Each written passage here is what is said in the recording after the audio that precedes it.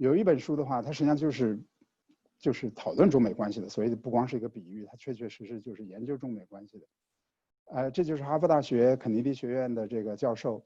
Graham Allison 写的这个所谓叫做休斯底斯的炫景，是吧？这很有名那本书，在中国也出了这个中文的版本。休斯底斯的这个炫景的话，它的基本的观点就是认为，这个中美现在的这个冲突，也就是说，所谓就是中美之间的冲突是经济的原因，因为中国的这 GDP 已经接近美国，甚至可能很快就超过美国。在这种情况下，这个现有的这个霸权帝国，对这种状况是不能够接受的。从学术上来讲的话，那本书是一个非常的，在我看来是学术水平是相当一般的书，是吧？它里头的这个数据基本上是没有什么特别多的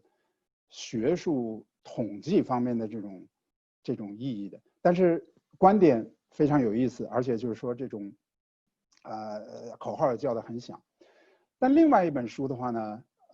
它不是讲中美的，它是讲这个第一次世界大战的，英文叫做《Guns of August》，它的作者叫 Barbara Tuchman，这本书实际上是非常非常好的一本书，我在上大学的时候就看过，最近又重新温习了一遍。他这本书的话呢，把这个第一次世界大战的这个发生，就描述成双方对对方都有这种错误的看法。这本书描述就是说，当时的领导人对战争、对经济、对一系列的看法都是错误的，因为这些错误的这种看法，导致了他们最后采取用战争来解决他们之间分歧的这种方式，是吧？所以我更认为中美现在的处于这种状况，很大程度上，相当程度上，不说100%的，因为它是体制，这是一个结构性的这个事实，是吧？但是相当程度上也是有观点出现误差。那么从中国方面来讲的话，中国的特别是08年以后，有一种观点。认为我们中国的这个经济是这个非常强大的，是吧？我们可以建高铁啊，我们可以建这个高速公路啊，什么等等。这实际上在我看来是根本不表示一个国家强大的这个标志。但是这个很多人有这种观点。你看，你西方有这种金融危机，是吧？等等的所以西方是在衰落，美国是在衰落。所以因此呢，这所谓叫经济霸权主义，就是说因为中国的经济非常的发达，中国有很大的市场，所以我们在政治上就更有发言权，是吧？所以这个是你看这个可能大家熟悉的几件事情，是吧？就说像这个 Marriott Hotel 啊什么，他在他的公司网站上把一个台湾的这个地名标出来，马上就招致了中国政府的抗议，是吧？一个篮球队的一个什么经理讲了一些这个香港的事情，马上就被受到中国的这种制裁。就是所以现在再稍微的题外话，就是说现在很多中国人批评特朗普，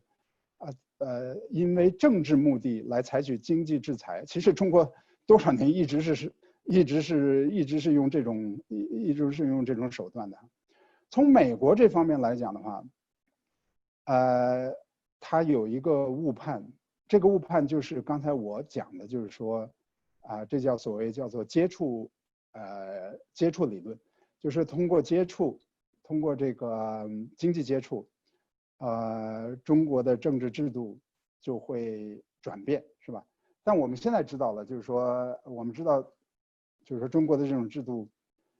这实际上很有意思，这实际上是一个马克思主义的这种看法，是吧？这个大家都是在中国受的教育，可能都知道这个什么物质基础决定上层建筑啊，什么什么的。这个就是说，在这个现代的社会科学的话，是没有太多的支持这个观点的这个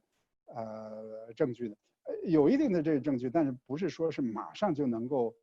物质基础马上就能决定上层建筑，它之间是一个很复杂的历史的关系的。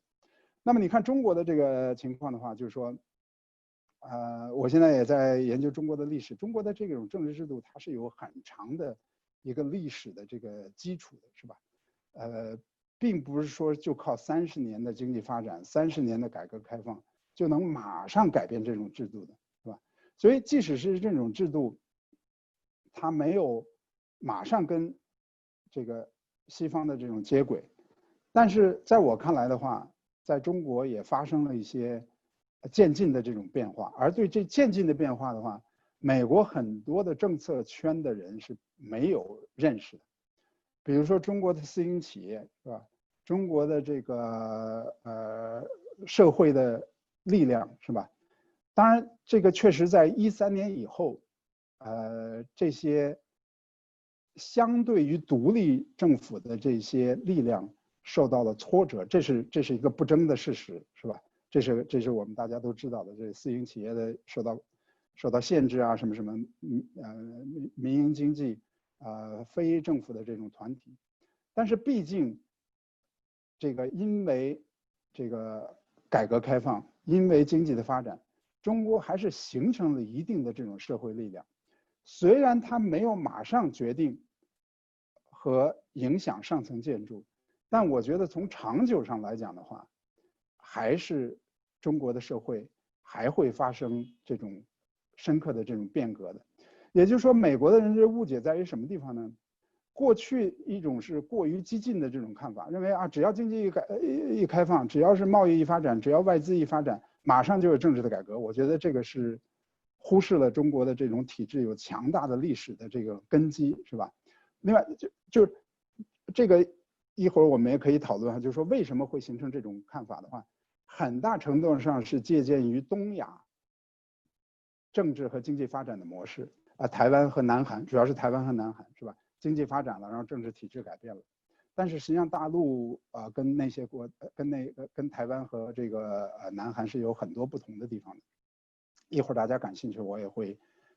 回到这个题目。那么也就是说，过去是这种操之过急的想法，那现在呢是完全要走到另外一种，另外一个极端，是吧？就认为这个经济发展对中国的政治没有丝毫的影响，是吧？在我看来的话，从经济学的语言上来讲的话，我们要区分这个民主的供应方和民主的需求方。从需求方面来讲的话，经济发展实际上是带来了相当大的这个价值观念的改变，是吧？中产阶级的崛起，这个受教育阶层的，他们的价值观念可能不是说是非得要西方的这种民主，但总的来讲，可能是更追求个人化、个体化、个体利益等等的这些，是吧？更要追求这种容忍的这种价值观念。但是呢，中国确实是经济发展没有影响供给这一方面，就是 supply side of democracy， 那也就是所谓上层建筑，是吧？那中国人领导人的这种选举，领导人的这个挑选，这个不是受你经济的影响的，是受他政治体制本身的影响的，是吧？所以就是说，美国这边的这个物件的话呢，对体制的物件的话，就是过去过于乐观，现在过于悲观，所以呢，比较可悲的就是说，在中美关系，我们看它过去这几年的这个发展，是吧？要不然就是完全的是迎合中国，要不然就是全方位的围剿中国，是吧？在我看来，更理智的是应该一种中间的这种策略。所以我们现在在这几个课题组的话呢，我们就想提出一种中间的这种方案，是吧？以事实、以数据为根据，是吧？要考虑到中国确实发生了非常深层的变化，但也考虑到中国的政治体制本质上来讲的话，没有太大的变化。在这种情况下，美国应该采取什么政策？